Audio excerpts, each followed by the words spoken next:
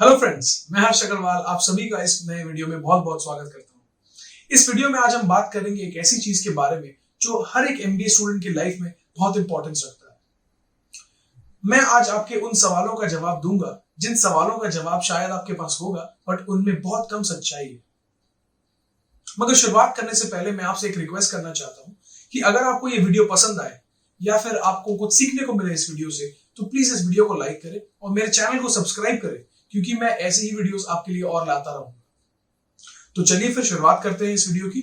और शुरुआत में ही मैं आपको एक चीज बताना चाहता हूं दोस्तों, कि आप जैसे लोग जो एमबीए करने की सोच रहे हैं या फिर कुछ लोग ऐसे होंगे जो एमबीए कर रहे हैं ऑलरेडी, उनमें से 90% लोग यानी कि 100 में 90 लोग ऐसे होते हैं जो सिर्फ और सिर्फ एक नौकरी पाने के लिए एमबीए कॉलेज जाते हैं। इसका मतलब आप ये समझ चुके होंगे कि प्लेसमेंट का कितना ज्यादा इंपॉर्टेंस होता है एक एमबीए स्टूडेंट के लाइफ। तो आज हम इसी चीज के ऊपर चर्चा करेंगे और मैं आपको इसी के मुतालिक कुछ ऐसी चीजें बताऊंगा जो शायद आपको खुल के नहीं बताई गई होंगी अभी तक। आप सभी जब किसी बिजनेस स्कूल में जाने के लिए फॉर्म भरते हैं तो सबसे पहली चीज जो आप करते होंगे वो यही है कि आप उस कॉलेज की वेबसाइट पर जाकर उसकी प्लेसमेंट रिपोर्ट चेक करते होंगे। और उसकी प्लेसमेंट रिपोर्ट में आपको ये मिलता है कि उस कॉलेज में जो प्रीवियस बैच पास आउट हुआ है उसमें से कितने लोगों को नौकरी मिली है, कौन कौन सी कंपनीज आकर नौकरी दे के गए हैं, और एवरेज सीटीसी यानी कि एवरेज सैलरी कितनी रही है उस कॉलेज के स्टूडेंट्स की। तो इन सभी रिपोर्ट्स को मिलाकर मैंने एक कॉम्प्रिहेंसिव रिपोर्ट बनाया है जिसमें इंपॉर्टेंट पैरामीटर्स मैंने लिए हैं हर रिपोर्ट में से, और उसको कंपाइल करके मैंने एक रिपोर्ट बनाया है जहां पर टॉप 20 कॉलेजेस जो हमारे देश के हैं उसकी सारे स्टेटिस्टिक्स मैंने डाले हैं, ताकि आपके लिए ये आसान रहे और आपको अलग अलग वेबसाइट पर जाकर चेक ना करना पड़े। तो ये अगर आपको चाहिए रिपोर्ट तो आप कमेंट सेक्शन में अपना ईमेल आईडी दें और मैं आपको ये रिपोर्ट मेल कर दूंगा। तो इस रिपोर्ट में आप देखिए, आपके लिए दो चीजें बहुत महत्वपूर्ण होंगी। पहली है एवरेज सीटीसी जो कि पहला कॉलम है, और दूसरी है जो लास्ट कॉलम है जो कि बैच साइज है। तो ये अगर आप दो चीज देखें तो ये दोनों चीज आपको देखना बहुत जरूरी है सिलेक्शन करने के लिए कि आपको कौन से कॉलेज में जाना है या नहीं जाना। ऐसे ही दोस्तों जनरली जब भी कोई एमबीए करने की सोचता है या फिर एडमिशन लेने के बारे में सोचता है, किसी कॉलेज के बारे में सोचता है, तो सबसे पहली चीज आपके दिमाग में यही आएगी कि एवरेज सीटीसी उस कॉलेज का क्या है। बट सिर्फ एवरेज सीटीसी देखकर डिसीजन लेना बिल्कुल ही गलत होता है, क्योंकि ये जितने भी कॉलेजेस होते हैं कभी भी सही एवरेज सीटीसी नहीं डिस्क्लोज करते। एक एग्जांपल मैं आपको लेता हूं। एक कॉलेज ए है जहां पर एवरेज सीटीसी 20 लाख है और एक कॉलेज बी है जहां पर एवरेज सीटीसी 22 लाख है। तो आप खुद ही मुझे बताएं आप कौन से कॉलेज में जाना पसंद करेंगे। तो एग्जैक्टली वही चीज जो इन कॉलेजेस को भी लगता है कि अगर ये ज्यादा एवरेज सीटीसी दिखाएंगे तो ज्यादा लोग इनकी तरफ आकर्षित होंगे और ज्यादा एडमिशन फॉर्म्स भरे जाएंगे। तो जब भी आप एवरेज सीटीसी देखें तो उसे 10 to 15% का हेयर कट, यानी कि अगर 20 लाख मिलता है तो आप 16 से 18 लाख मानकर चले कि उस कॉलेज का एवरेज इतना ही होगा। दूसरी चीज जो आपको देखनी है वो है बैच साइज। अब बैच साइज देखना इसीलिए इंपॉर्टेंट है दोस्तों, क्योंकि जब भी आप कोई कॉलेज ज्वाइन करते हैं या फिर कभी भी अपने करियर में अगर आपको आगे बढ़ना है तो सबसे पहली चीज या फिर आपके दिमाग में हमेशा ये चीज रहता है कि आपको कौन सी कंपनी में जाना है और क्या टाइप का रोल करना है। तो आप जब भी कोई कॉलेज ज्वाइन करते हैं तो एक एम लेकर ज्वाइन करते हैं कि मुझे ये मेरा ड्रीम जॉब होगा। तो ज्यादा लोग जहां जिस कॉलेज में रहेंगे वहां पर ये चांसेस जो है आपकी ड्रीम जॉब तक पहुंचने के या फिर आपको आपकी ड्रीम जॉब मिलने की ये चांसेस कम हो जाएंगे, क्योंकि वहां पर बहुत ज्यादा लोग होंगे, बहुत ज्यादा स्टूडेंट्स होंगे, तो ज्यादा कंपटीशन रहेगी और ज्यादा कंपटीशन रहेगी तो आपकी जो प्रोबेबिलिटी है कि आपको आपका ड्रीम जॉब मिले वो डेफिनेटली कम रहेगा। एक मायने में ये अच्छा भी है कि अगर आपका पीयर सेट जो है वो बहुत डाइवर्स रहे और बहुत ज्यादा स्टूडेंट्स हो तो आपको सीखने को भी काफी कुछ मिलेगा। तो आपके ओवरऑल डेवलपमेंट के लिए ये काफी अच्छा है। बट अगर आप प्लेसमेंट के सिनेरियो से देखें तो थोड़ी मुश्किलात आपको आ सकती है। और तीसरी और आखिरी चीज दोस्तों आपको ये देखनी है कि एक कॉलेज में कौन सी कंपनी आकर स्टूडेंट्स को नौकरी दे रही है। दो टाइप की कंपनीज होती है दोस्तों। एक वो कंपनीज होती है जिनका मार्केट में ऑलरेडी एक ब्रांड है, एक ब्रांड इमेज सेटअप है, और एक ऐसी कंपनीज होती है जो अभी तक मार्केट में उतनी तरीके से रेपुटेशन बना नहीं पाई है। नई कंपनीज है, अभी अपने ऑपरेशंस एक्सपैंड कर रही है। तो इन कंपनीज को ज्यादा लोग जानते नहीं है, और जो दूसरी तरफ जो कंपनीज है जो बहुत नाम करी हुई कंपनीज है उनको बहुत लोग जानते हैं। तो आपको ये देखना है कि कौन से कॉलेज में किस टाइप की कंपनीज ज्यादा आती है। अगर एक कॉलेज में स्टार्टअप्स ज्यादा आते हैं, इसका मतलब है कि इस कॉलेज में जाना आपके लिए थोड़ा रिस्की हो सकता है, बिकॉज स्टार्टअप्स के साथ ये प्रॉब्लम है, ये कभी भी उतनी सिक्योरिटी आपको नहीं देते जितना कि एक एस्टैब्लिश्ड मल्टीनेशनल देगा। तो ये आप जरूर देखें, और जिस कॉलेज में ज्यादा स्टार्टअप्स आते हैं उनको आप थोड़ा अवॉइड ही करें। अब बोलने का मतलब ये भी है दोस्तों कि जिन कॉलेज में ज्यादा स्टार्टअप्स आते हैं उन कॉलेज की आप देखेंगे एवरेज सीटीसी हमेशा हायर एंड पर रहेगी। वो सिर्फ और सिर्फ इसीलिए होता है क्योंकि एक अच्छी कंपनी जो वेल एस्टैब्लिश्ड है मार्केट में, वो आपको जितना भी पे दे, एक स्टार्टअप को हमेशा आपको उससे ज्यादा पे ही देना होगा, तभी आप उसकी तरफ अट्रैक्ट होंगे। तो इनका जो इंसेंटिवाइजेशन टेक्निक है वो यही है कि आपको ज्यादा पैकेज दे और आप उनके तरफ आकर्षित हो जाए। तो इसीलिए इनका एवरेज सीटीसी इन कॉलेजेस का जहां पर ज्यादा स्टार्टअप जाते हैं वो हायर होता है। तो ये देखकर भी आप डिसीजन नहीं ले सकते कि इसका हायर है तो मैं इसमें जाने की कोशिश करता हूं या फिर इसमें एडमिशन लूंगा। तो बिल्कुल भी ये चीज आप मत करें। आप ये देखें कि कौन सी टाइप की कंपनीज आकर एवरेज सीटीसी क्या है, तो वो कंपैरिजन करना बहुत जरूरी है, और उसके बाद आपको बैच साइज देखना। तो ये तीन चीजें अगर आप देख लें, तो तीन चीजें एनालाइज करके फिर डिसाइड करें, तो आप कभी भी गलत नहीं होंगे अपने डिसीजन में। तो ये थी दोस्तों कुछ टिप्स जो अगर आप फॉलो करें तो आप डिसीजन सही लेंगे कि आपको कौन से कॉलेज में एडमिशन लेना है। बट एडमिशन लेने के बाद क्या, एक कॉलेज में जब आप जाते हो तो आपको 2 साल एमबीए करना होता है। उस 2 साल में आपके सामने ऐसे 2 मौके आएंगे जब आपके इंटरव्यूज होंगे और आपको कंपनीज आकर शॉर्टलिस्ट करेंगी और आपके प्लेसमेंट प्रोसेसेस होंगे। पहले ईयर में क्या होता है दोस्तों कि 2 महीने का समर इंटर्नशिप करना बहुत इंपॉर्टेंट होता है।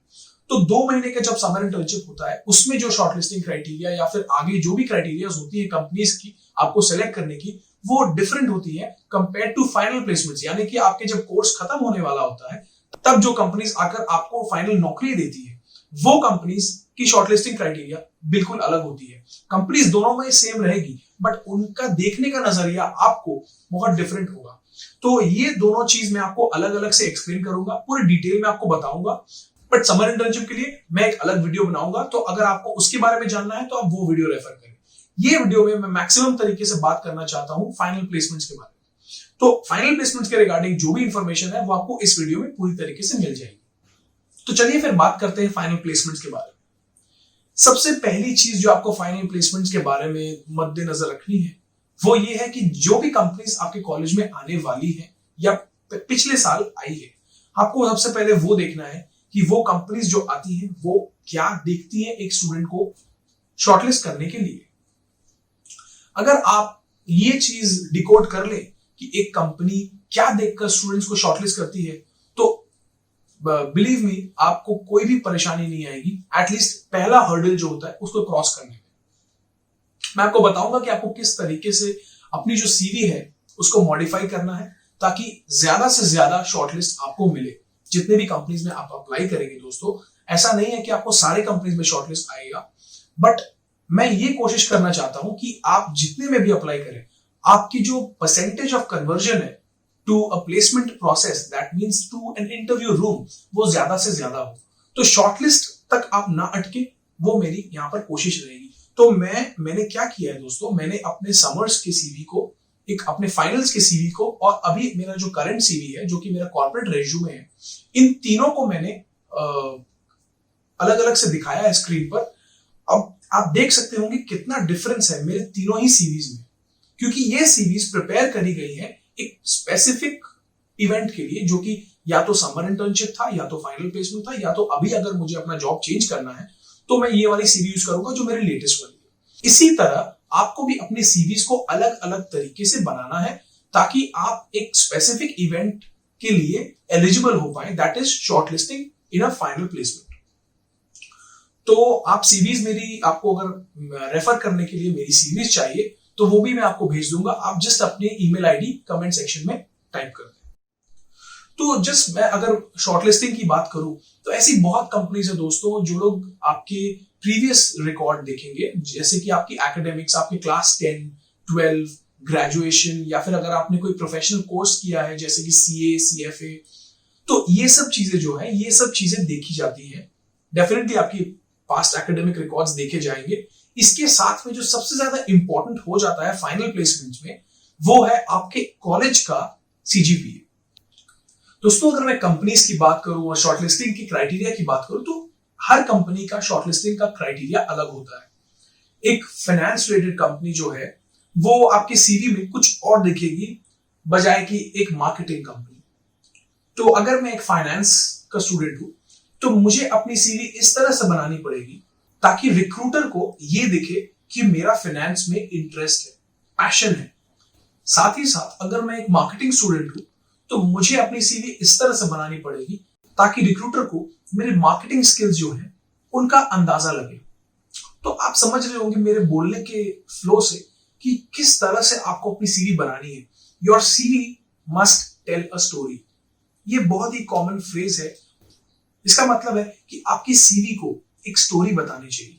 अगर वो आपके बारे में रिक्रूटर को या जो भी आपकी सीवी देखकर आपको शॉर्टलिस्ट करने वाला है उसको आपके बारे में कुछ जानकारी दे सके जो बाकी लोग नहीं प्राप्त कर पाएंगे, तो वो आपका काम कर देगी और आपको शॉर्टलिस्ट आ जाएगी। तो ये इंपॉर्टेंट है कि आप अपनी सीवी को उस तरीके से बनाएं जहां पर रिक्रूटर को ये समझने में परेशानी ना हो कि आपका इंटरेस्ट किस फील्ड में सबसे ज्यादा है। और अगर आपकी सीवी उस जॉब डिस्क्रिप्शन को मैच कर जाती है, अगर आपके इंटरेस्ट उस जॉब को या जॉब रोल को मैच कर जाते हैं, तो कोई भी परेशानी आपको नहीं होने वाली शॉर्टलिस्ट पाने के लिए। अब हम बात करेंगे एक जो दूसरे प्रोसेस है आफ्टर शॉर्टलिस्टिंग। क्या तो शॉर्टलिस्टिंग के बाद दोस्तों कभी कभार ऐसा भी होता है कि आपके 4 इंटरव्यूज हो, कॉल पे आपके इंटरव्यूज होंगे। ये जनरली देखा गया है कि मार्केटिंग की जो कंपनीज होती हैं या फिर ऐसी कंपनीज जो फाइनेंस से रिलेटेड नहीं है, वो अपने प्रोसेस में GD यानी कि ग्रुप डिस्कशन कंडक्ट कराते हैं और ग्रुप डिस्कशंस में कुछ स्टूडेंट्स को वो आगे लेकर जाते हैं फाइनल इंटरव्यूज के लिए। बट फाइनेंस के इंटरव्यूज में ऐसा बहुत कम होता है जब कि ग्रुप डिस्कशन या केस डिस्कशन करवाया जाए। तो फाइनेंस में क्या होता है दोस्तों, फाइनेंस के इंटरव्यूज डायरेक्ट होते हैं। मतलब आपको अगर शॉर्टलिस्ट मिल जाती है तो डायरेक्टली आप इंटरव्यू आपका लिया जाता है। उसमें काफी राउंड होते हैं, HR राउंड होते हैं, टेक्निकल राउंड होते हैं और इसके भी मल्टीपल राउंड होंगे। ऐसा नहीं है कि आपका सिर्फ एक राउंड होगा HR में या एक राउंड होगा टेक्निकल में। डबल ट्रिपल राउंड्स भी हो सकते हैं एक पर्टिकुलर फील्ड के लिए, जैसे कि HR या टेक्निकल। डिपेंड करता है कि आपका क्या इंप्रेशन पड़ता है एक रिक्रूटर पे या फिर जो आपका इंटरव्यू ले रहा है। अगर वो एक ही इंटरव्यू में आपको भाप ले और ये समझ ले कि आप उस रोल के लिए फिट हो या फिर उस कंपनी के लिए फिट हो कि नहीं, तो शायद एक इंटरव्यू में आपका काम हो जाए और शायद कभी कभार आपको 4 से 5 इंटरव्यू भी देने पड़ सकते हैं। तो शॉर्टलिस्टिंग के बाद GD ऑप्शनल जो होता है, किसी किसी कंपनीज में होता है, किसी किसी में नहीं होता, और फिर पर्सनल इंटरव्यूज, और तब जाकर डिसीजन आता है कि आप उस कंपनी के लिए सिलेक्ट हुए कि नहीं। तो ये दोस्तों प्रोसेस होता है जो हर कंपनी अपने कंपनी में हायर करने के लिए फॉलो करते हैं। अब मैं आपको ये बताना चाहता हूं कि ये प्रोसेसेस को आप किस तरीके से अपने हित में कन्वर्ट कर सकते हैं। यानी कि अगर शॉर्टलिस्टिंग है तो आप कैसे ज्यादा शॉर्टलिस्ट पा सकते हैं, अगर इंटरव्यू है तो आप ज्यादा इंटरव्यूज क्रैक कैसे कर सकते हैं, आपको इंटरव्यूअर को क्या दिखाना होगा या फिर आपको ऐसी क्या चीजें हैं जो बोलनी है अपने इंटरव्यू में ताकि वो आपको बिना कोई प्रॉब्लम्स या बिना कोई डाउट के सिलेक्ट कर ले। तो दोस्तों चलिए मैं आपको बताता हूं अब कि आपको क्या करना है जब कोई भी कंपनी आपके कॉलेज में आती है रिक्रूट करने के लिए। तो उस प्रोसेस के स्टार्ट होने के पहले आपको क्या करना चाहिए और क्या आपको मद्देनजर रखना चाहिए। तो पहली चीज दोस्तों ये है कि जब भी आप देखें कि कोई कंपनी आपके कॉलेज में आ गई है रिक्रूट करने के लिए और आपके पास थोड़ा समय है, तो आप सबसे पहली चीज जो आप करें कि आप उस कंपनी के बारे में अच्छे से पढ़ें कि वो क्या कंपनी है, वो क्या करती है। थोड़ी बहुत हिस्ट्री में भी जाएं और देखें कि कंपनी ने किस तरीके से ग्रो किया है, क्योंकि ये सब क्वेश्चंस आपको पता होना चाहिए जब आप कभी भी इंटरव्यू में बैठते हो या ग्रुप डिस्कशन में बैठते हो। तो ऐसा कुछ भी अगर आपके सामने ऐसी कोई परिस्थिति आए जहां पर आपको उस कंपनी के बारे में कुछ पूछा जाए, तो ऐसा ना हो कि आपको कुछ पता ही ना हो। तो जरूर सबसे पहली चीज जो आपको करनी है वो है उस कंपनी के बारे में जानकारी हासिल करना, और दूसरी चीज है उस कंपनी जो जॉब आपको ऑफर कर रही है उसके बारे में पढ़ना बहुत ही ज्यादा जरूरी है। उसको पढ़ने के बाद आप ये एनालाइज करें कि आप उस जॉब के लिए फिट हैं कि नहीं, या फिर आप उस जॉब में इंटरेस्टेड हैं कि नहीं। अगर आप देखते हैं कि आप जो है उस जॉब प्रोफाइल से अपने प्रोफाइल को रिलेट नहीं कर पा रहे या अपने इंटरेस्ट को रिलेट नहीं कर पा रहे, तो प्लीज उस जॉब के लिए अप्लाई मत करिएगा। जल्दबाजी में दोस्तों कोई फैसला आप ऐसा मत लीजिएगा कि आपको बाद में रिग्रेट हो। आपके सामने बहुत ऑप्शंस आएंगे, तो प्लीज कभी भी आप डिसीजन लें तो अपने इंटरेस्ट्स को और अपनी स्पेशलाइजेशन को, अपने बैकग्राउंड को मद्देनजर रखते हुए लीजिएगा। क्योंकि मैंने ऐसे बहुत लोगों को देखा है, मैंने फ्रेंड्स को देखा है जो लोग एक कॉमर्स बैकग्राउंड से एक आईटी जॉब में गए हैं और अभी सब के सब रो रहे हैं। तो आपको ये बहुत ही ज्यादा सोचकर इस चीज का फैसला करना है, बिकॉज लोग जॉब पाने की जल्दबाजी में कभी कभार जल्दबाजी कर जाते हैं और गलत फैसला ले लेते हैं। तो उस गलत फैसले से आपको बचना है और आपको उसी जॉब के लिए अप्लाई करना है जिसमें आपको लगता है कि आप कंट्रीब्यूट कर पाओगे कंपनी को ग्रो करने में और आप छोड़कर नहीं भागोगे 1 साल के अंदर अंदर। तो ये आप प्लीज इसको गौर करिएगा। और दोस्तों ऐसी भी चीजें हैं जो आपको नहीं करनी चाहिए एक इंटरव्यू के दौरान या फिर एक इंटायर प्रोसेस के दौरान, तो मैं वो सब भी आपको बताऊंगा। तो एक सबसे ज्यादा इंपॉर्टेंट चीज जो आपको ध्यान रखनी है कि आप कभी भी एक पॉलिटिकल कॉन्वर्सेशन में इन्वॉल्व ना हो।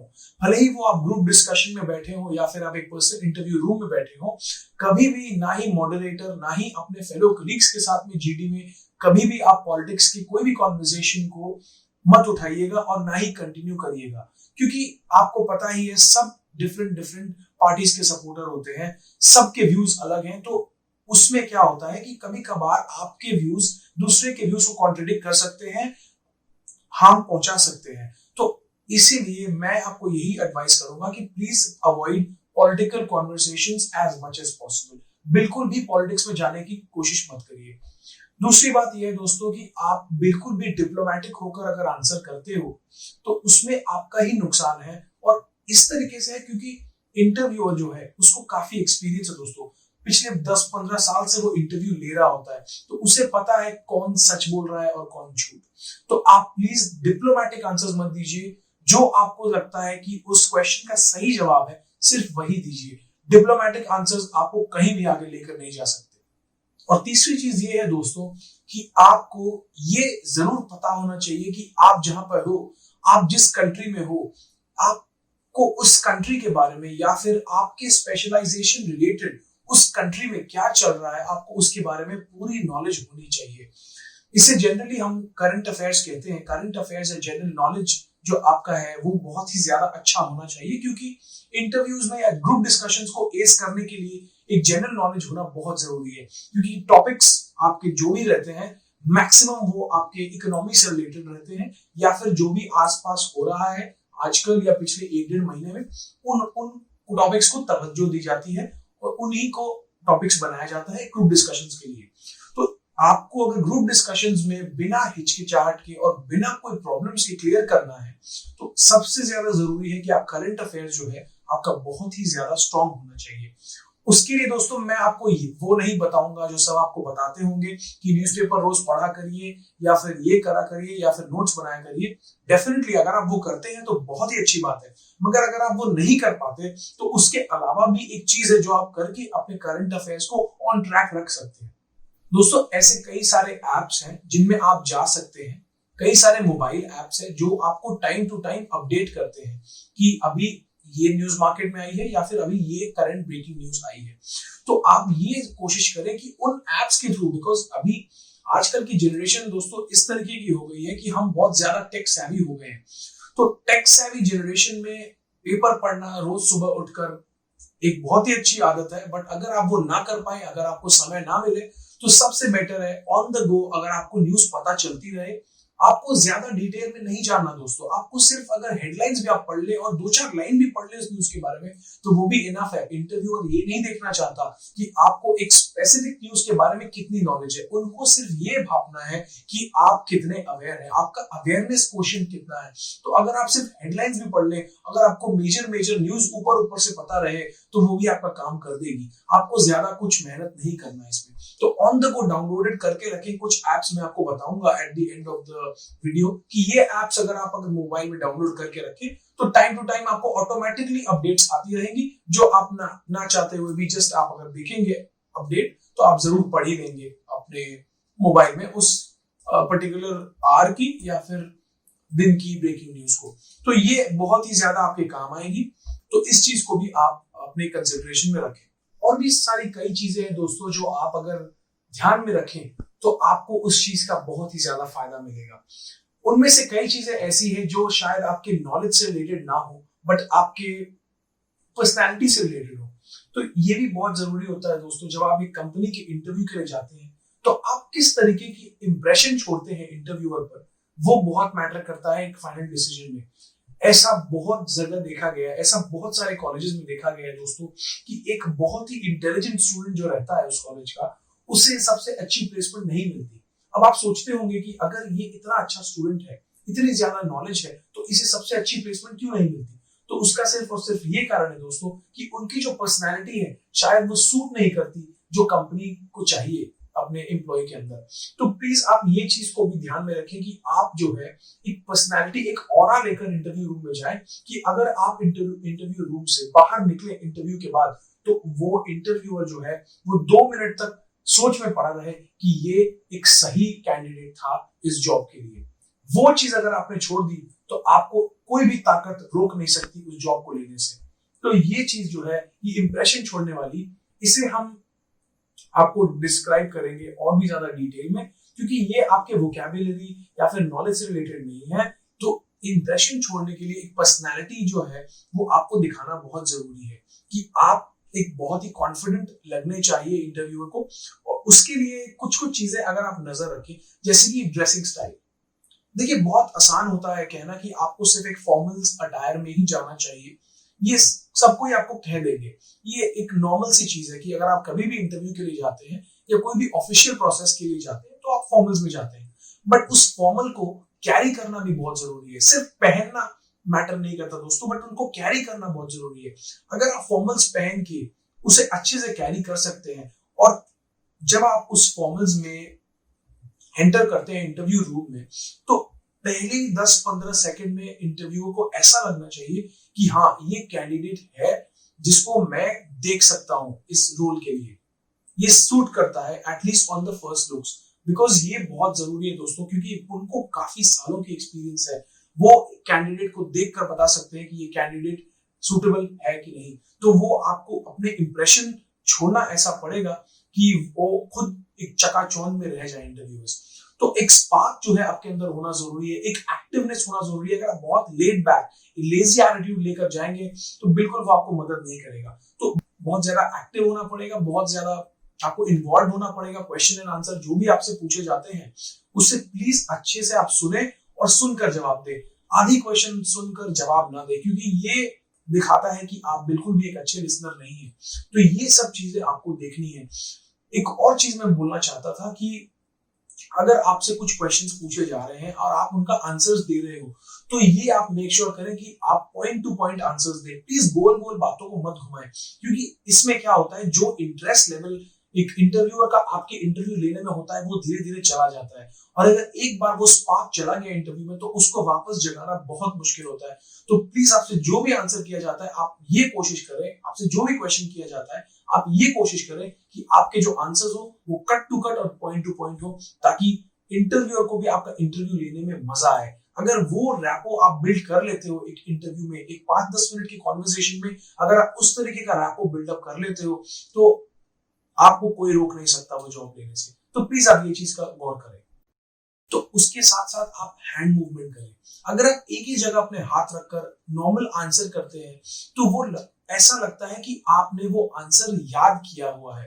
तो आपको ये शो नहीं करना कि आप जो है पहले से प्रिपेयर करते हो और प्रिपेयर करने के बाद ही इंटरव्यू दे सकते हो। आप में आपके अंदर स्पॉन्टेनिटी होनी चाहिए। तो कुछ भी ऐसा क्वेश्चन अगर आपसे पूछा जाता है जिसका आंसर आपने प्रिपेयर नहीं किया है, तो आप उसको आंसर फटाफट कर पाए, उसके लिए आपका माइंड जो है वो काफी एक्टिव होना चाहिए। तो इसीलिए मैं कह रहा था कि आप जब भी प्रिपेयर करो, प्रिपेयर सभी करते हैं दोस्तों और प्रिपेयर करना जरूरी भी है, बट इसका मतलब ये नहीं कि आप जो प्रिपेयर करते हैं बस वही आपके दिमाग में रहे। तो ऐसा ना शो करें इंटरव्यूअर को कि आप बहुत मैकेनिकल है या फिर आपने रट्टा मारा हुआ है। अगर आप रट्टा मार के आओगे दोस्तों तो कुछ ना कुछ एक क्वेश्चन होगा जहां पर आप फंसोगे और इंटरव्यूअर को पता चल जाएगा कि आप इस तरीके के हो कि आप रट्टा मार कर ही इंटरव्यू दे सकते हो। तो प्लीज एक्टिव रहें और हैंड मूवमेंट्स करें। जब भी आप बात करते हो आपके हाथों की मूवमेंट कंटिन्यूस होनी चाहिए। अब मैं ये नहीं कह रहा कि बहुत ज्यादा होनी चाहिए, बट थोड़ी थोड़ी हैंड मूवमेंट्स कॉन्फिडेंस शो करती है कि आपके अंदर कितना कॉन्फिडेंस है कि आप अपनी बातों को रख पा रहे हो इंटरव्यू के सामने। तो ये करना बहुत जरूरी है। तो बॉडी मूवमेंट जो आपकी है, एक स्ट्रेट आपको बैठना जरूरी है। आप कभी भी स्टूप नहीं कर सकते या लेट बैक नहीं हो सकते।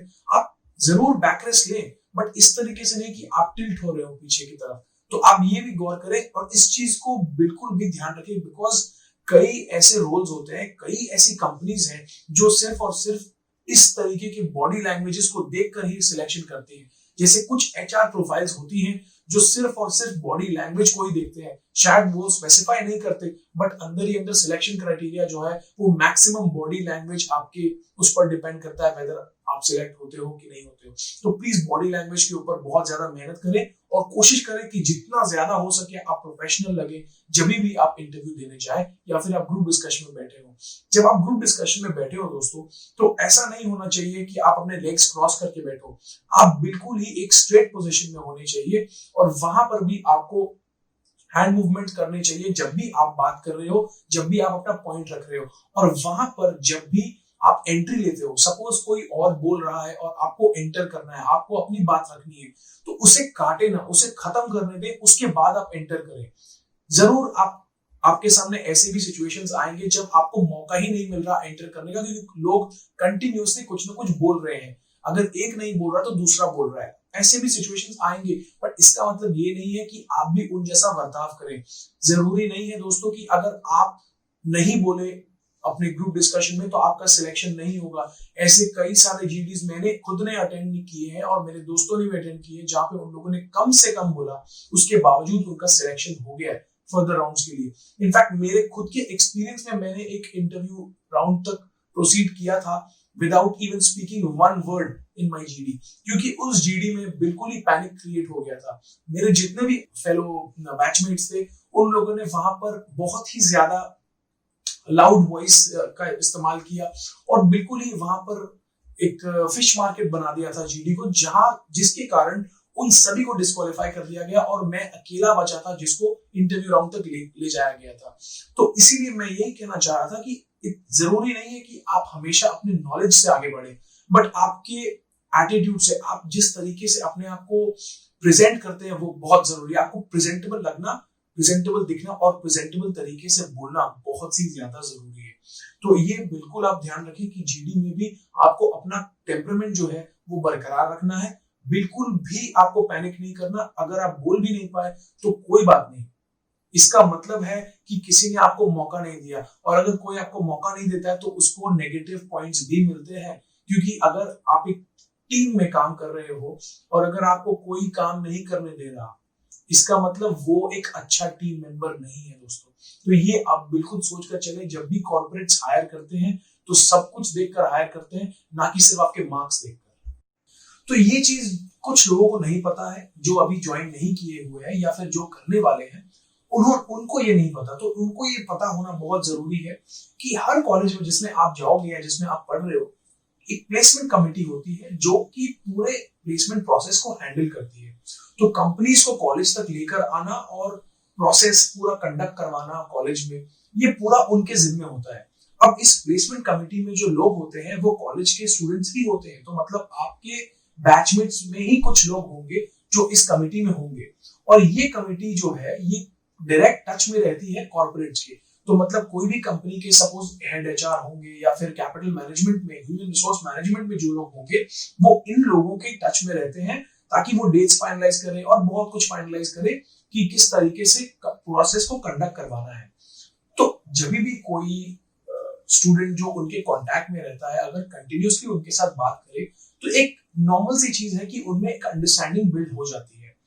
अब ऐसा भी होता है दोस्तों जहां पर कॉन्फ्लिक्ट ऑफ इंटरेस्ट बीच में आ जाता है कि आप सपोज अगर कोई कमिटी मैनेज कर रहे हो अपने कॉलेज में, एंड आप किसी कमिटी मैनेज करने की वजह से आप किसी ऐसे के टच में हो जो आपके कॉलेज में आकर प्लेसमेंट्स ऑफर करता है, और आपका जो इंटरेस्ट है, मतलब आप जो है वो उसी स्पेशलाइजेशन में हो, और आपका जो ड्रीम जॉब है या ड्रीम रोल है या फिर आपको जाने का जहां मन है वो उसी कंपनी में या उसी रोल में है, तो एक तरीके से ये यहाँ पर कॉन्फ्लिक्ट होता है, बिकॉज आपके पास एक अनफेयर एडवांटेज है क्योंकि आप ऑलरेडी उस एचआर के टच में हो। बट ये चीज, this is actually the stark truth, और बोलते हैं ना हार्श रियलिटी ऑफ प्लेसमेंट जो है एमबीए लाइफ में, ये होगा ही होगा दोस्तों। यहाँ पर आपको अनफेयर ट्रीटमेंट काफी देखने को मिलेगा। आपको ऐसा देखने को मिलेगा कि शायद ऐसे लोग जो डिजर्व नहीं करते वो बेटर प्लेसमेंट्स लेकर जाते हैं कंपेयर टू जो लोग डिजर्व करते हैं। बट इसमें आप ना कुछ कर सकते हैं और ना ही कॉलेज की अथॉरिटीज पर इस बात का दबाव डाल सकते हैं, ना ही आप इसके बारे में कंप्लेन कर सकते हैं। इनफैक्ट मैं आपको ये भी कहना चाहता हूं कि मैं जरूर आपके साथ ये बात शेयर कर रहा हूं, बट शेयर करने का सिर्फ और सिर्फ एक रीजन है कि आप जब भी ये चीज विटनेस करें या जब भी ये चीज देखें तो इसके खिलाफ जो है आप आवाज ना उठाएं। क्योंकि देखिए, अगर आप आवाज उठाते हैं तो शायद आप इंटेंशनली तो करेक्ट होंगे, बट आप अगर शॉर्ट टर्म में देखें तो उसका काफी खामियाजा आपको भुगतना पड़ सकता है। देखिए, अगर आप दुश्मनी मोल लेते हो किसी भी प्लेसमेंट कमिटी मेंबर से या फिर एक placement committee entire as a whole से, तो उसका खामियाजा आपको ऐसे भुगतना पड़ेगा दोस्तों कि जब भी कोई कंपनी शॉर्टलिस्ट करती है कैंडिडेट्स को, उन तक सीवी पहुंचाया जाता है कंपनीज तक, एंड उन लोग शॉर्टलिस्ट करके प्लेसमेंट कमिटी के वाया आप तक पहुंचाते हैं वो शॉर्टलिस्ट को। तो जो ये वाया प्रोसेस है, यहाँ पर जो भी मैनिपुलेशन होता है या फिर जो भी कुछ होता है, ये ना आप तक पहुंचता है और ना ही कंपनी तक पहुंचता है। क्योंकि कंपनी देखिए इतने लोगों को शॉर्टलिस्ट करती है कि अगर उनमें कुछ लोग ना भी उनके शॉर्टलिस्ट किए हुए उस शॉर्टलिस्ट में आए फाइनल वाले में, तो उनको पता ही नहीं चलता दोस्तों, क्योंकि वो ट्रैक रिकॉर्ड मेंटेन नहीं करते। तो इस मामले में क्या होता है दोस्तों, जब उनके पास यानी कि प्लेसमेंट कमिटी के पास वो आता है शॉर्टलिस्ट, तो वो कुछ ना कुछ इसमें मैनिपुलेशन कर सकते हैं। किसी का नाम ऐड कर सकते हैं, किसी का नाम डिलीट कर सकते हैं। ये देखिए दोस्तों, ये ऐसी चीज है जो होता हर जगह है, बट कहीं पर भी कोई इसको मानता नहीं। और इनफैक्ट मैंने खुद ने इससे होते देखा है, तो मैं इसके बारे में हालांकि ज्यादा मैं डिटेल में नहीं जाना चाहूंगा, बिकॉज देखिए ये ऐसी चीजें हैं जो जितनी ज्यादा कम बात की जाए इनके बारे में उतना ज्यादा अच्छा है। बट एटलीस्ट आपको ये पता होना चाहिए कि ऐसा होता है, और इनके खिलाफ अगर आप आवाज उठाएंगे तो आपको किस तरीके से खामियाजा भुगतना पड़ सकता है ये भी मैं आपको बता दूं। तो अगर आप सपोज ऐसा देखते हो और आप जाकर कंप्लेन करते हो या फिर एक एक्शन लेते हो इसके खिलाफ, तो आपके साथ ऐसा होगा कि आप जहां पर की शॉर्टलिस्ट आ सकती थी, शायद आपको वहां पर भी शॉर्टलिस्ट ना आए, क्योंकि इन लोगों ने आपसे दुश्मनी के कारण इन कमिटी मेंबर्स ने आपका नाम जो है वो काफी सारे शॉर्टलिस्ट में से हटा दिया होगा। तो इसका खामियाजा आपको इतना बड़ा भुगतना पड़ सकता है। तो एक बार के लिए आप खून की घूंट पिए और इस प्लेसमेंट प्रोसेस को जितना हो सके आप अपनी तरफ से फेयर रहें और अपनी तरफ से आप अपने पूरे एफर्ट्स दें। देखिए दोस्तों, ऐसा है कि हार्ड वर्क नेवर गोज अनरिवॉर्डेड। ये मैंने खुद ने एक्सपीरियंस किया है और मैं आपसे खुद का भी एक एक्सपीरियंस शेयर करना चाहता हूं, जो कि मुझे लगता है आपको बहुत ही ज्यादा मोटिवेट भी करेगा। तो मैं एक ऐसे प्लेसमेंट प्रोसेस में फंस गया था जहां पर मेरे साथ प्लेसमेंट कमेटी का प्रेसिडेंट था। मैं ऐसे प्रोसेस में फंस गया था और हम लोग दो ही बचे थे। तो कंपनी के पास ऑप्शंस थे हम लोग दोनों को रिजेक्ट करने के, हम दोनों को सिलेक्ट करने की, या फिर किसी एक को सिलेक्ट करने की। तो उनके हाथ में थी। ज्यादा चांसेस अगर आप मेरे से पूछें तो आप खुद बताएं कि किसके ज्यादा चांसेस होंगे, मेरे या किसी कमिटी प्रेसिडेंट के, दैट टू प्लेसमेंट कमिटी। तो आंसर साफ है दोस्तों, उसके ज्यादा चांसेस थे। बट कंपनी ने कुछ ना कुछ देखा मुझमें और मुझे सिलेक्ट किया। दैट मींस कि फेयर ट्रीटमेंट भी होती है कंपनीज के थ्रू। तो अगर थोड़ा मैनिपुलेशन हो भी गया है, थोड़ा अनफेयर ट्रीटमेंट हुआ भी है, बट अल्टीमेटली जो है वो सच्चाई की जीत होती है और हार्ड वर्क को रिवॉर्ड किया जाता है। तो आप यहाँ पर अंडर एस्टिमेटेड ना हो, क्योंकि देखिए कहीं पर भी आपको फेयर ट्रीटमेंट नहीं मिलेगी दोस्तों। लाइफ में कभी भी आपको फेयर ट्रीटमेंट नहीं मिलेगी। यहाँ पर तो सिर्फ कॉलेज है, आप कॉर्पोरेट लाइफ में जाएंगे आपको हर जगह अनफेयर ट्रीटमेंट दिखेगा, बट ना ही आप इसके खिलाफ आवाज उठा सकते हो और ना ही कुछ कर सकते हो। तो मेरी सलाह सिर्फ यही रहेगी कि एटलीस्ट आप अपने नियर टर्म को खराब मत कीजिए इसके खिलाफ आवाज उठा के। तो ये एक चीज थी जो मुझे शेयर करनी थी, और इसे शेयर करके मुझे लगता है कि अब तक मैंने एक ऐसी चीज पहुंचाई है जो आपके बहुत ही ज्यादा काम आएगी अगर आप ये चीज फेस करते हो। अब वापस चलते हैं हम इंटरव्यूज की तरफ। तो मैक्सिमम हम लोगों ने सारी बातें कर ली है, बट दो जो सबसे मेन बातें हैं, दो टाइप के आपके राउंड्स होते हैं एक इंटरव्यू में, एक एचआर राउंड और एक टेक्निकल राउंड। अब हम डिटेल में बात करेंगे कि एचआर राउंड में क्या पूछा जाता है और टेक्निकल राउंड्स में क्या पूछे जाते हैं और क्या एक्सपेक्टेशन रहते हैं इंटरव्यूअर के एक इंटरव्यूई से। तो वो उस चीज के बारे में हम बात करेंगे। मैं अपने वीडियो के थ्रू ये आपको बताना चाहता हूँ कि एचआर क्वेश्चंस ऐसे होते हैं जो बहुत ही ज्यादा नॉर्मल होते हैं और 90% of the times same question ही पूछा जाता है across different colleges, across different batches. तो इसके एक टेम्पलेट होता है और इसका टेम्पलेट मैं आप सभी को शेयर कर सकता हूं, आप सभी के साथ। मेरे पास टेम्पलेट भी है क्वेश्चंस के और टेम्पलेट आंसर्स भी है। आपको सिर्फ उसे अपने प्रोफाइल के हिसाब से चेंज करना है और आपके पास पूरी तरीके से हाइजीन क्वेश्चन जिसे हम कहते हैं वो आपके पास रेडी रहेगा। अगर आपको उसमें इंटरेस्ट है, अगर आपको वो चाहिए वो डॉक्यूमेंट, तो अगेन आप अपने ईमेल आईडी को कमेंट सेक्शन में लिख दें, मैं आपको वो मेल कर दूंगा। तो हाइजीन क्वेश्चंस को हम उसी डॉक्यूमेंट में से करेंगे और टेक्निकल क्वेश्चंस जो है वो डिपेंड करता है आपके स्पेशलाइजेशन के ऊपर। अगर आप एक फाइनेंस स्टूडेंट है तो शायद आपका जो टेक्निकल राउंड है वो काफी ज्यादा टफ हो या काफी ज्यादा टेक्निकल हो, बिकॉज फाइनेंस दोस्तों आपको भी पता है और मुझे भी पता है कि कितना वास्ट एक स्पेशलाइजेशन है। तो वहां पर आपको कुछ भी पूछा जा सकता है, आपको रेशियोज से लेकर आपको फाइनेंशियल अकाउंटिंग तक आपको कुछ भी क्वेश्चन पूछा जा सकता है, irrespective whether you are an engineer or a commerce graduate. तो ये चीज आपको इसके लिए फुल्ली प्रिपेयर्ड रहना है और मैं आपको बताऊंगा कैसे प्रिपेयर करना है, तो आप उसको फॉलो करें और आपको उससे काफी फायदा मिलेगा। तो चलिए शुरुआत करते हैं फिर एचआर राउंड से और आपको मैं बताता हूं कि कैसे कैसे क्वेश्चंस एचआर राउंड में आपसे पूछे जाएंगे और उन्हें किस तरह से हैंडल करना है। देखिए एचआर राउंड में दोस्तों क्या होता है कि एक कुछ प्रेस्क्राइब्ड नंबर ऑफ क्वेश्चंस होते हैं, एक टाइप के जो क्वेश्चंस होते हैं वो ऑलमोस्ट सिमिलर रहते हैं, उनको थोड़ा बहुत ट्वीक किया जाता है डिपेंडिंग ऑन द सर्कमस्टेंसेस। तो वो क्वेश्चंस अगर आप अच्छे से करके चल जाएं और बिल्कुल ही प्रिपेयर कर ले उन क्वेश्चंस में कि किस तरह से हैंडल करना है, तो आपको बिल्कुल भी प्रॉब्लम नहीं आनी चाहिए, क्योंकि ये बहुत ही स्ट्रेट फॉरवर्ड और सिंपल राउंड होता है। लोगों को इस राउंड में प्रॉब्लम इसलिए आती है क्योंकि वो प्रिपेयर नहीं होते या तो पहले से, या तो बहुत ज्यादा फैंसी आंसर्स देने की कोशिश करते हैं। अगर आप इसमें एकदम अपना व्यक्तित्व मेंटेन कर चले और जो आप एक्चुअल में है वो आप बताएं इंटरव्यूअर्स को, तो आपको इसमें बहुत फायदा मिलेगा। और जितना आप सही आंसर देंगे, जितना ऑनेस्ट और सिंपल आंसर देंगे, उतना ही आपके लिए बेटर रहने वाला है। तो मैं आपको बताता हूँ कुछ क्वेश्चन जो एचआर राउंड में आपसे पूछे जा सकते हैं और उन्हें किस तरह से आपको हैंडल करना है। तो सबसे पहला क्वेश्चन जो दोस्तों आपको 99% ऑफ द टाइम्स ये क्वेश्चन पूछा जाता ही है इंटरव्यू में, अगर आपका एचआर राउंड चल रहा है, वो है कि आपको अपने आप को इंट्रोड्यूस करना होता है। तो क्वेश्चन दो तरीके से आपको पूछा जा सकता है, या तो आपको इंटरव्यूअर ये कह सकता है कि इंट्रोड्यूस योरसेल्फ, या तो वो ये भी कह सकता है कि tell me something about yourself, या फिर walk me through your CV. तो इन 3-4 तरीके से आपको ये क्वेश्चन पूछा जा सकता है। आंसर तीनों ही तरीके से आपका सिमिलर रहेगा, जस्ट दैट कि आपका जो फ्लो है, आंसर का जो फ्लो है वो चेंज हो सकता है डिपेंडिंग अपॉन किस तरह से आप अपने जो बैकग्राउंड के आपके जो काम किए हुए आपने पहले, किस तरीके से आप वो रखना चाहते हैं इंटरव्यूअर के सामने। तो ये आप पर डिपेंड करता है किस तरीके से आपको इसे बनाना है, इस आंसर को एक टेम्पलेट बनाना है। बट अगर मैं आपको एक प्रॉपर टेम्पलेट बताऊं, एक प्रॉपर फॉर्मेट बताऊं, तो इसका प्रॉपर फॉर्मेट ऐसा होता है दोस्तों कि आप स्टार्ट करते हैं, अपना नाम आप बताते हैं कभी कभार और कभी नहीं भी बताते। अगर आपको इंटरव्यूअर आपके नाम से डिनोट करता है तो कभी भी आप वापस से रिपीट ना करें कि my name is so and सो, ये दिखाता है आपकी लैक ऑफ अवेयरनेस। तो आप डायरेक्टली स्टार्ट करें कि I hail from the city of so and so, I come from a family of so and so. तो इस तरीके से आपको शुरुआत करनी है दोस्तों। आपको लाइन बाय लाइन सब चीजों के बारे में बताना है और एक फ्लो होना चाहिए आपके आंसर में। तो आपको पहले अपने स्कूल के बारे में बताना है, फिर आप अपने कॉलेज के बारे में बताओगे, फिर अगर आपने मास्टर्स किया है या फिर आपने कोई प्रोफेशनल क्वालिफिकेशन किया है तो आप उसके बारे में बताओगे।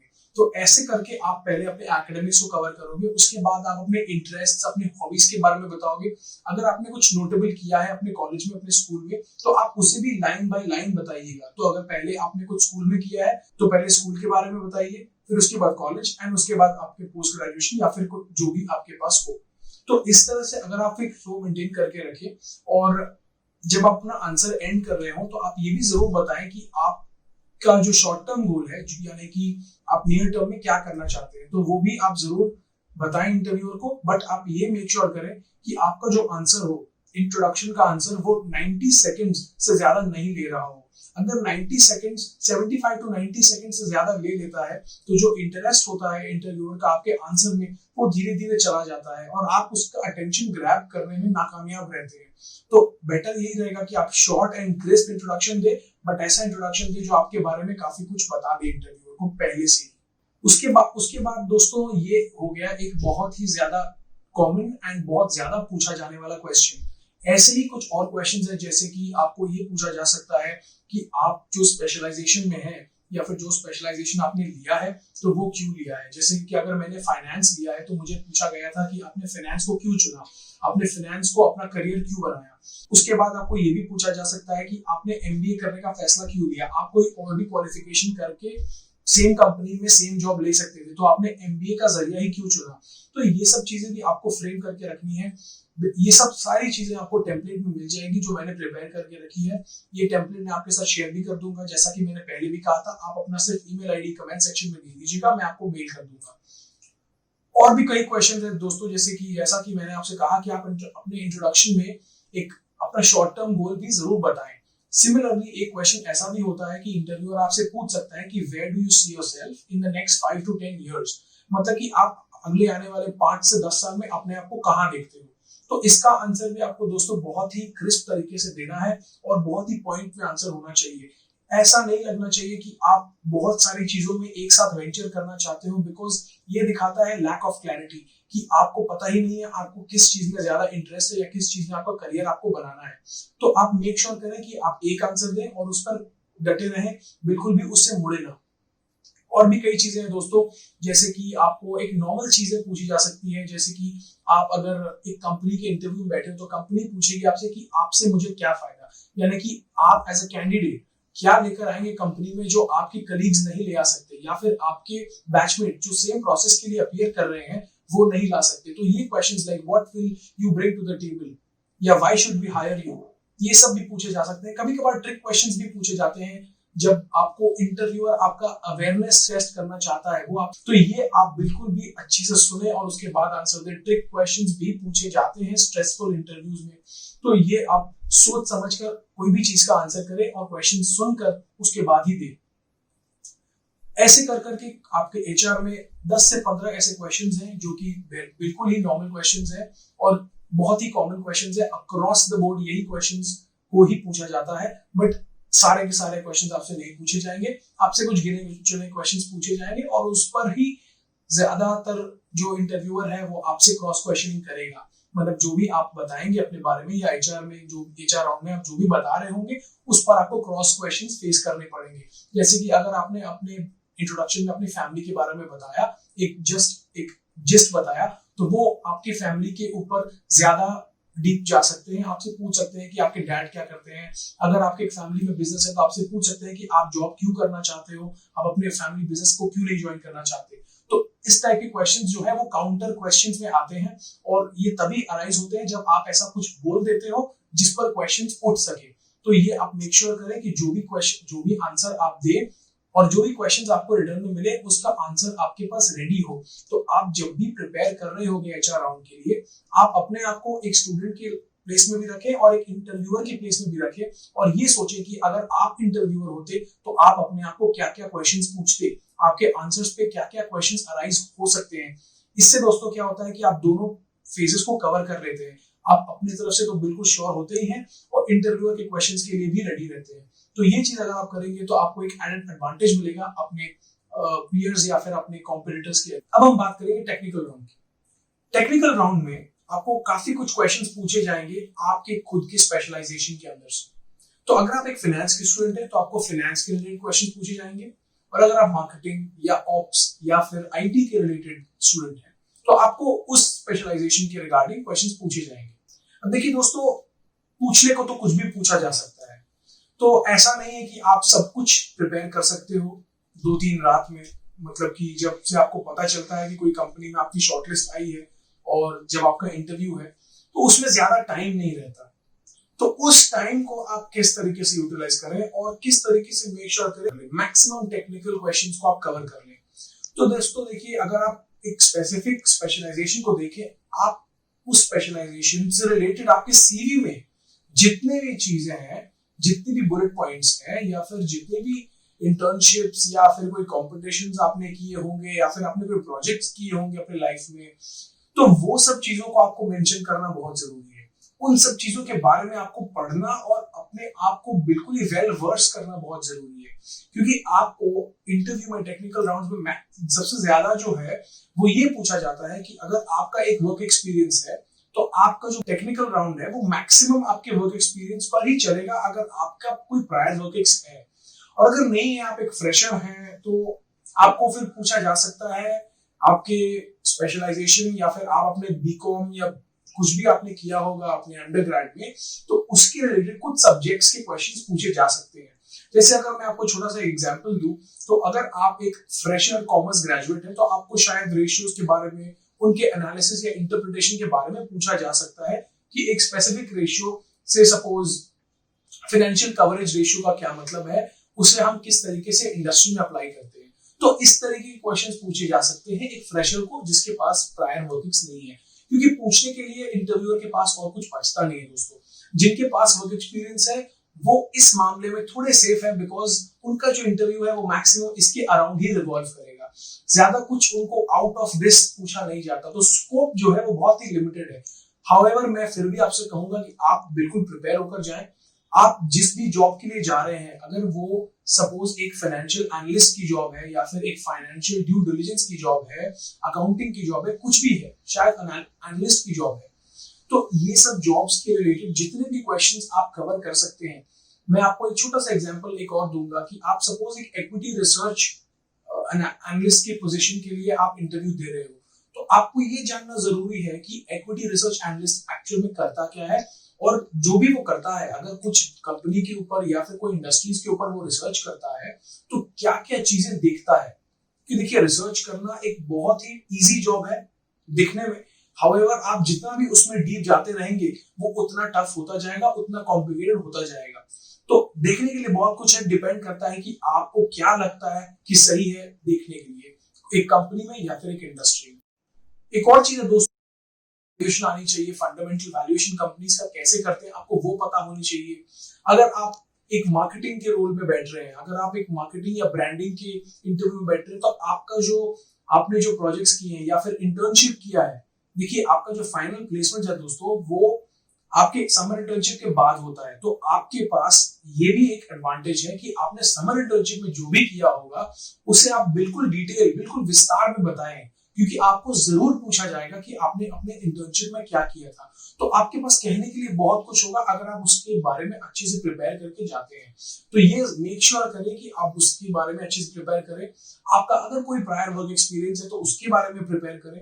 कुछ आपने अपने कॉलेज के ड्यूरेशन में कुछ प्रोजेक्ट्स किए होंगे, कुछ इंटर्नशिप्स किए होंगे बाहर से, मतलब समर इंटर्नशिप को छोड़कर अगर आपने कुछ किया होगा तो वो सब के बारे में भी बात करें। कुछ कॉम्पिटिशन अगर आपने किए होंगे इंटरनेशनल लेवल या फिर नेशनल लेवल, तो उन सब के बारे में भी आप बात करें। तो ज्यादा से ज्यादा आपको जो क्वेश्चन पूछे जाएंगे 90% ऑफ द टाइम्स आपको सीवी में से ही क्वेश्चन पूछे जाते हैं। अगर वो टेक्निकल भी होते हैं तो कहीं ना कहीं आपके सीवी में से निकाल कर उसे रिलेट कर दिया जाता है। तो आप ये मेक श्योर करें कि आप अपने सीवी को बहुत ही अच्छी तरीके से गो थ्रू करें। कम से कम 3 से 4 घंटे आप दें अपनी सीवी को पढ़ने में, समझने में, और ये फ्रेम करने में अपने माइंड में कि मुझे अगर ऐसा क्वेश्चन पूछा जाता है इस चीज के बारे में तो मैं क्या आंसर दूंगा। तो आप 1 से 2 दिन अपने सीवी पे लगाएं, बिल्कुल अपनी सीवी को आप घोट कर पी जाए, क्योंकि आपके सीवी के ऊपर ही क्वेश्चंस पूछे जाते हैं। कुछ भी क्वेश्चंस हो, अगर घुमा फिरा कर भी पूछे गए तो वो रिलेट आपकी सीवी से ही होंगे। तो आप मेक श्योर करें अपनी सीवी को अच्छी तरीके से गो थ्रू करना। और सीवी के रिलेटेड अगर आपने इंटर्नशिप इक्विटी रिसर्च में किया है तो इक्विटी रिसर्च के बारे में आपको पूरी तरीके से जानकारी होनी चाहिए। अगर आपने मार्केटिंग या ब्रांडिंग इंटर्नशिप्स किए हैं, कोई ब्रांड मार्केटिंग, डिजिटल मार्केटिंग किया है, तो आपको डिजिटल मार्केटिंग के बारे में पूरी तरीके से नॉलेज होनी चाहिए।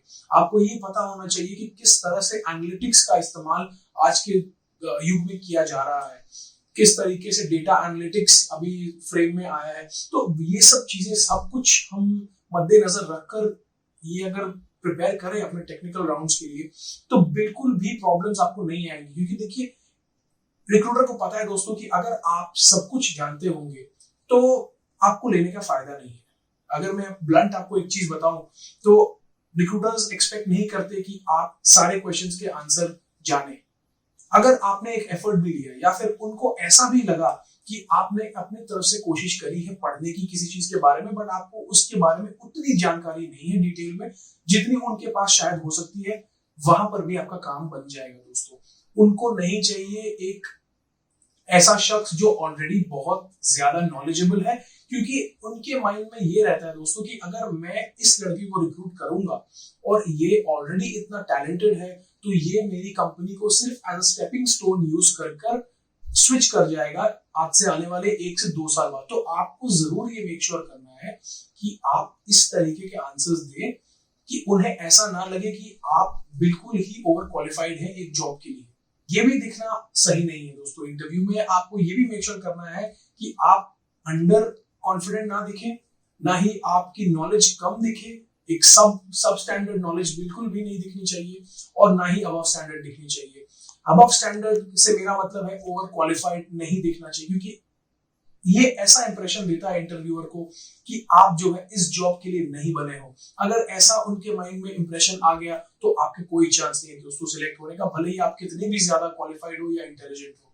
तो ये मेक श्योर करें कि आप सभी सवालों का जवाब जरूर दें, पर इतनी भी डिटेल में ना जाए कि उन्हें ऐसा लगे कि आप इस रोल के लिए फिट नहीं बैठते। तो ये आपको बिल्कुल ध्यान रखना है दोस्तों। यहाँ पर बहुत सारे लोग चूक कर जाते हैं, जहां पर उनको ये सिखाया जाता है कि वो प्रिपेयर करें अपने इंटरव्यू के लिए, अपने फाइनेंशियल राउंड्स के लिए, अपने टेक्निकल राउंड्स के लिए, अपने एचआर राउंड्स के लिए, और वो बहुत अच्छी तरीके से इंटरव्यू देते हैं और आखिर में जाकर उन्हें ये पता चलता है कि उन्हें सिर्फ और सिर्फ इसलिए रिजेक्ट किया गया क्योंकि वो इस रोल के लिए सूटेबल नहीं थे, क्योंकि इस रोल की जो डिमांड्स थे वो शायद फुलफिल नहीं कर पाते।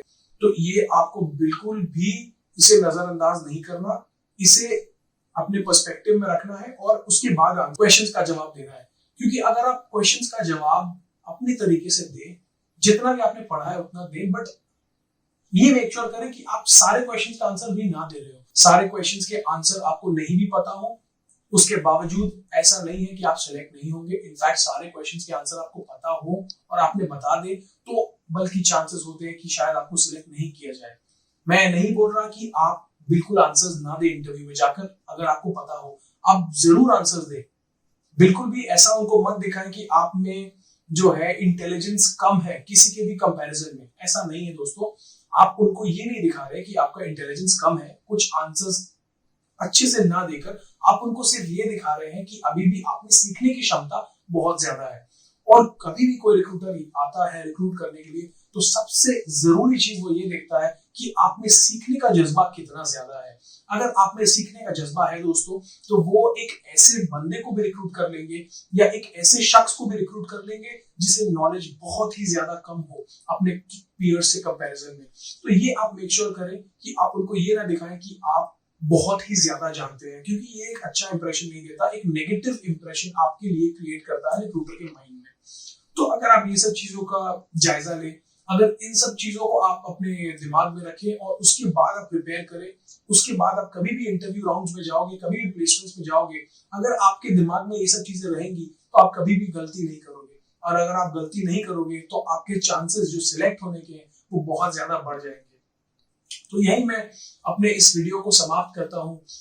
आपको अगर कोई भी हेल्प मुझसे चाहिए या फिर आपको ऐसा लगता है कि इस वीडियो में मैंने कुछ चीजें मिस आउट करी हैं, तो प्लीज मुझसे वो पर्सनली आप पूछ सकते हैं। आप मेरे इंस्टाग्राम, फेसबुक या कोई भी सोशल नेटवर्किंग प्लेटफॉर्म पे मुझे कांटेक्ट कर सकते हैं। आप यहाँ पर कमेंट्स छोड़ सकते हैं और आप मुझे बता सकते हैं कि मैंने क्या मिस किया और मुझे क्या डालना चाहिए था इस वीडियो में। मैंने कोशिश करी है दोस्तों कि मैं जितनी भी चीजें हैं सारी कवर कर सकूं। मेरे पास जितने भी मटेरियल्स हैं, जितने भी मैंने इस सेशन में पूरे दिखाए हैं आप सभी को, और जितने भी मैंने प्रिपेयर किए हैं आपको ये सेशन कंडक्ट करवाने में, मैं सारे मटेरियल्स आपको भेज दूंगा। जैसा कि मैं आपसे लगातार कहता आ रहा हूं, आप सिर्फ अपना ईमेल आईडी जो है वो कमेंट सेक्शन में डाल दें तो मैं आपको मेल कर दूंगा।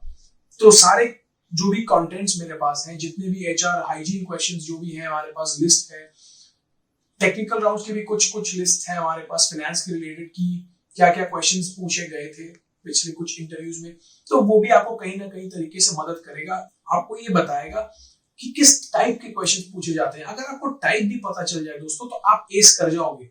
ऐसा नहीं है कि आपको कुछ भी ऐसा चीज पूछ लेंगे इंटरव्यूअर्स कि आप बिल्कुल ही you will fall out of place. ऐसा कभी नहीं होगा। कभी कभार ऐसा हो भी सकता है, बट वो बहुत कम केसेस में, और बिल्कुल ही आपका अगर खराब लक हो तो ही हो सकता है, बट वहां से भी आप निकल सकते हो। आपको सिर्फ इतना कहना है अपने इंटरव्यूअर को कि I do not know about this in details, but I get back to you once I read about it. तो ये आप दिखाते हो तो इंटरव्यूअर को ऐसा लगता है कि आप भले ही किसी चीज के बारे में नहीं जानते, भले ही उसके बारे में आपने नहीं पढ़ा है, बट आप में वो एबिलिटी है कि आप उसके बारे में जाकर पढ़ोगे। आपने एक्सेप्ट किया है कि आपको नहीं पता उसके बारे में, और आपने ये उनको ये भी बताया है कि मैं इसके बारे में पढ़ के आपको आंसर दूंगा या फिर आपसे उसके बारे में बात करूंगा। तो ये एक अच्छा इंप्रेशन छोड़ता है, ये एक पॉजिटिव इंप्रेशन छोड़ता है। तो इस टाइप से आप खराब सिचुएशंस को भी पॉजिटिव में बदल सकते हैं। तो प्लीज मेक श्योर करिएगा कि कभी भी कोई भी क्वेश्चन का आंसर एरोगेंटली ना दें, स्ट्रेट फॉरवर्ड सिंपल तरीके से दें। आपको जो भी आता है आप बिल्कुल उसे पॉजिटिव तरीके से बयां करें, और अगर आपको कुछ नहीं भी आता तो अपफ्रंट होके बोले कि मुझे इसके बारे में नॉलेज नहीं है, मैं पढ़ के ही जवाब दे पाऊंगा। इससे ये समझ में आता है दोस्तों कि आप गलती मानना जानते हैं, और ये बहुत ही जरूरी है। एक कॉर्पोरेट लेवल पर आपके अंदर में ये एबिलिटी होना बहुत ज्यादा जरूरी है। तो बस इसी के साथ मैं आपसे विदा लेता हूँ। बहुत बहुत शुक्रिया आपका ये वीडियो देखने के लिए। और अगर आपको ये वीडियो पसंद आया, जैसा कि मैंने आपसे पहले भी कहा, अगर आपको ये वीडियो पसंद आया, कुछ भी सीखने को मिला इस वीडियो से, तो प्लीज इस वीडियो को लाइक करें, मेरे चैनल को सब्सक्राइब करें। Thank you so much for watching the video.